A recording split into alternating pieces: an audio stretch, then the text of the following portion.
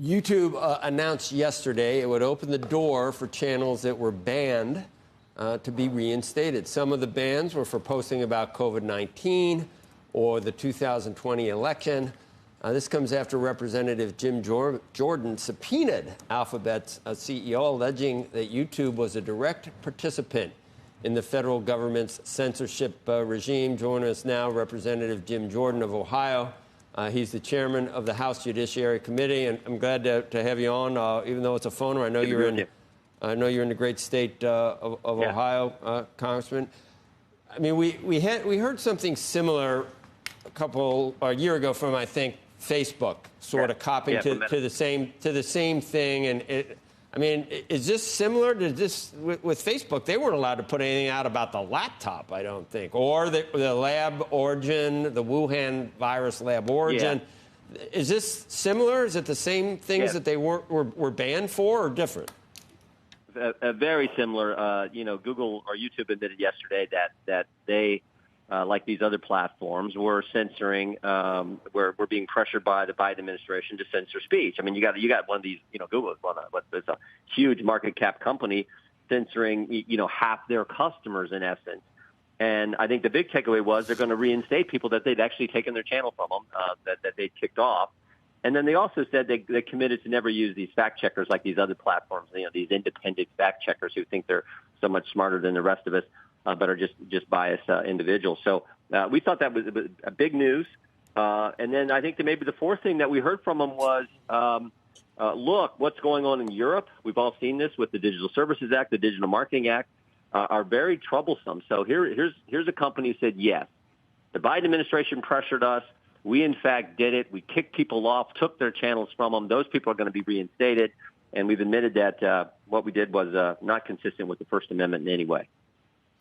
Through the good old days, though, it wasn't called censorship. It was called content moderation or rooting out. Hillary still talks about rooting out. It's got to be done. It has to happen. Yeah. Rooting out disinformation or misinformation in the eyes of the beholder, which was one of the problems.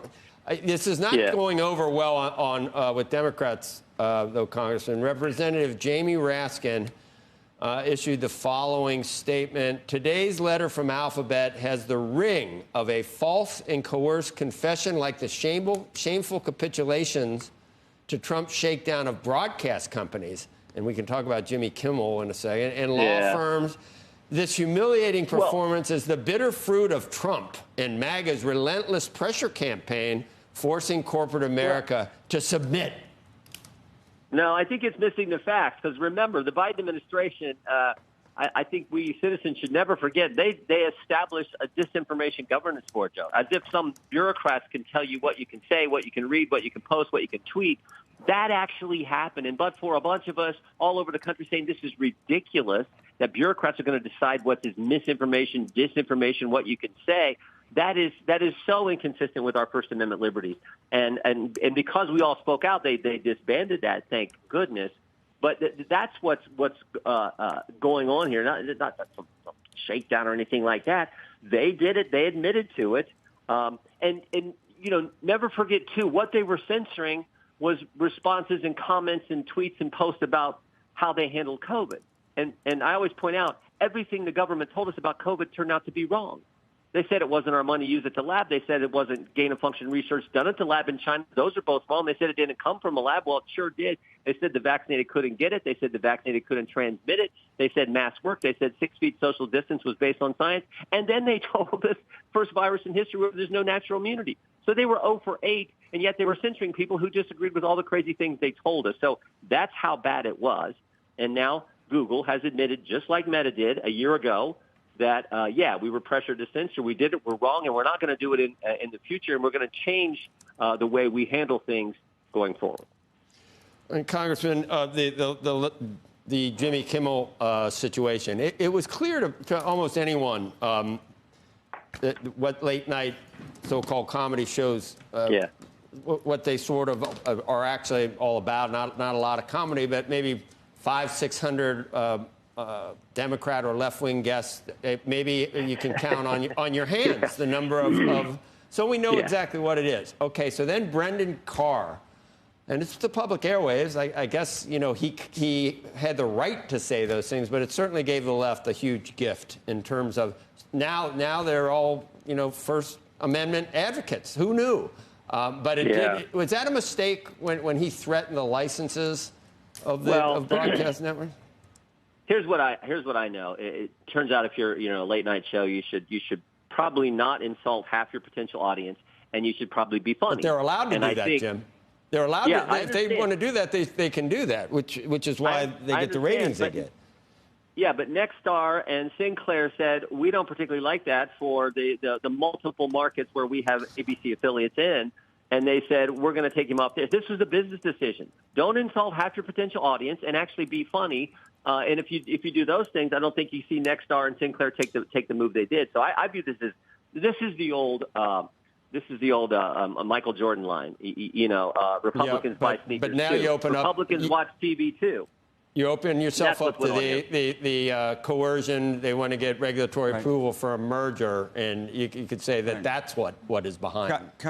Congressman, can I just read you something? This is what the President of the United States says. And you tell me whether you think this sounds like coercion or not.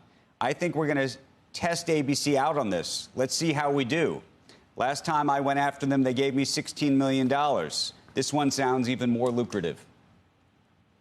Well, I mean, I don't think you can say this is the pressure from the government because ABC put him back on. I didn't stay up and watch it, but I think he was back on last night. So how is that the government's taking him off the air when in fact the ABC themselves, Disney, made the decision. Oh, we got two of people we do business with, Nexstar and Sinclair. Right, I'm saying, but a number of affiliates. But that does sound like pressure from the government, right? But there's pressure. But it may not be successful pressure, but it's pressure from the government.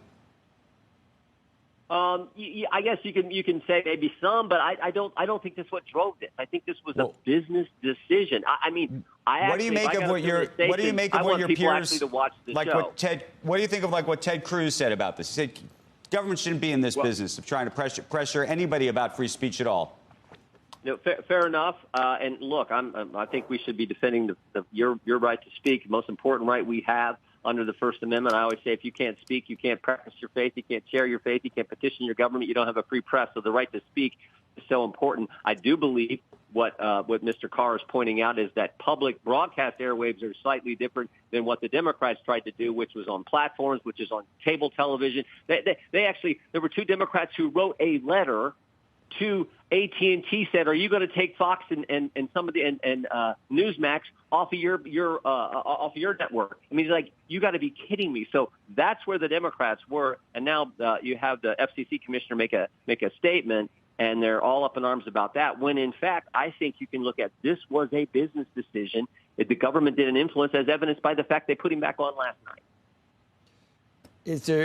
Would this ever get anywhere if someone tried to say, look, for the public interest of the center of the country, it's not being served by a broadcast network on the public airwaves? You could say that, or you could say it's essentially a campaign ad for the left, or I mean, it's not much different. It's really not much different at night. If you watch it at night, it's not much different than that. It's fine. Yeah, well, I think the country, and I think this is probably Nexstar and Sinclair's position as well. I think the country kind of like the days when I still remember Johnny Carson and right. It was funny, and it was and they poked at both sides, but it was done in a I think a fair way, a good way. And he had things like, I still remember the Jack Hanna from the Columbus Zoo going on Johnny Carson, and you had the whatever animal was on that night, jumping on Johnny's hair and everything else. So I mean, it was humor and stuff you could watch. So many Americans just don't want to watch this stuff anymore. No.